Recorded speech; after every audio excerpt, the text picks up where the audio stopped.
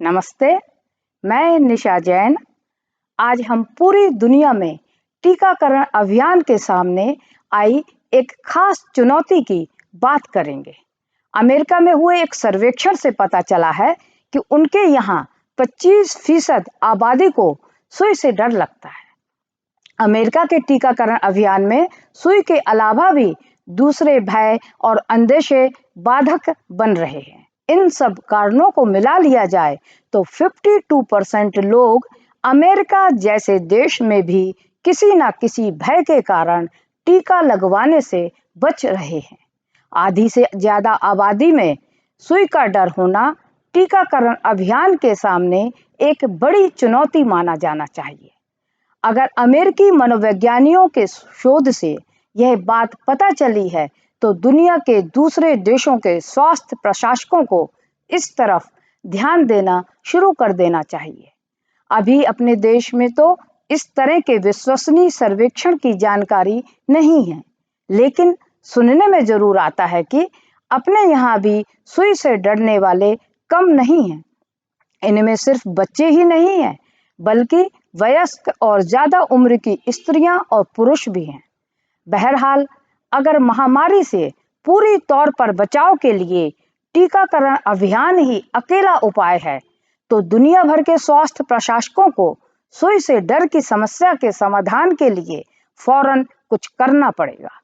America की Agusta university में दर्द प्रबंधन विशेषज्ञ और शोधकर्ता एमी वेक्स्टर का कहना है कि इस तरह के भय एक सामान्य बात बन गए हैं और इनका प्रबंधन बहुत मुश्किल नहीं है। एमी वेक्स्टर इस समय महामारी से संबंधित मनोवैज्ञानिक समस्याओं पर विशेष कार्य कर रही हैं। सुई या इंजेक्शन के डर को मनोविज्ञान की भाषा में ट्राइपेनोफोबिया कहते हैं। आम बोलचाल में इस भय को नीडल फोबिया भी कहते हैं। मनोविज्ञानी बहुत पहले जान चुके हैं कि फोबिया या भय सैकड़ों तरह के होते हैं। कई मनोवैज्ञानिक शोध अध्ययनों से पता चलता है कि आमतौर पर ऐसे भय कम उम्र में ही मन में बैठ जाते हैं और अगर उनके निराकरण पर ध्यान न दिया जाए तो वयस्क होने के बाद में एक समस्या बनकर उभरते हैं। और अगर शुरू में ही इन डरों का प्रबंधन कर लिया जाए या इनको दूर कर लिया जाए तो यह समस्या बड़े होने के बाद बनी न रहेगी। वैसे आजकल इसके समाधान के लिए मनोवैज्ञानिक उपाय तलाशे जा चुके हैं। मनोवैज्ञानिक समस्याओं को दूर करने के लिए विशेषज्ञ और प्रशिक्षित मनोवैज्ञानिकों का होना जरूरी है और उन्हीं के जरिए ही हमें इन डरों को दूर करना चाहिए।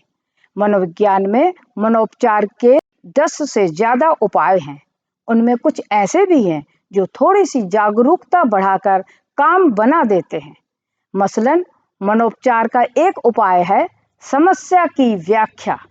अपने देश का मीडिया इस प्रकार के डरों या खास तौर पर सुई से अनावश्यक डर कम करने में बड़ी भूमिका निभा सकता है।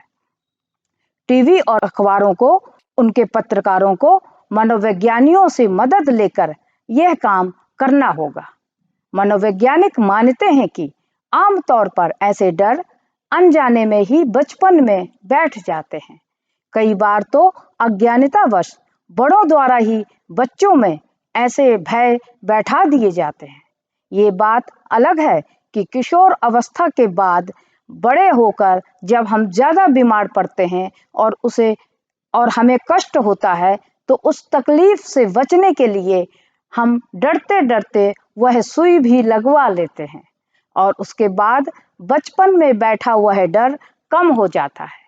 आज इस बात की चर्चा जरूर होनी चाहिए कि आज से 2 दशक पहले जिस तरह की सिरिंज और सुइयां इस्तेमाल हो रही थी वे आज बिल्कुल ही बदल गई हैं। अब एक सुई दोबारा इस्तेमाल ही नहीं की जाती। पहले एक ही सुई उबालकर कई बार इस्तेमाल की जाती थी और उसकी नोक घिस जाया करती थी, वह चुभने लगती थी। लेकिन आजकल ऐसी बारीक सुइयां बनने लगी हैं कि कई बार तो पता ही नहीं चलता कि इंजेक्शन लग चुका है। बात सिर्फ सुइयों की गुणवत्ता की ही नहीं है। पहले अस्पतालों में पैरामेडिकल स्टाफ उतना कुशल भी नहीं होता था। आजकल वो चिकित्सा जगत में सहायकों को भी प्रशिक्षित करने के लिए इतने संस्थान बन गए हैं कि पैरामेडिकल स्टाफ को अच्छी तरह से प्रशिक्षित करके अस्पतालों में भेजा जा रहा है।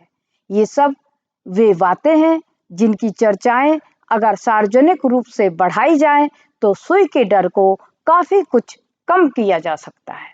एक स्वाभाविक बात है कि किसी बीमारी या दर्द से परेशान व्यक्ति सुई का डर झेलने को तैयार भी हो जाता है, जबकि कोरोना का टीका बीमारी से बचाव के लिए लगता है।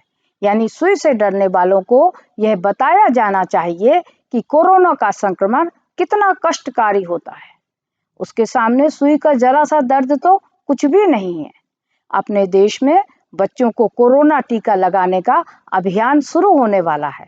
अच्छा हो कि शुरू में ही बच्चों की प्रसन्नतापूर्ण टीका लगवाने की तस्वीरें छपवाने और उन्हें टीवी की खबरों में दिखाने का अलग से प्रबंध कर लिया जाए।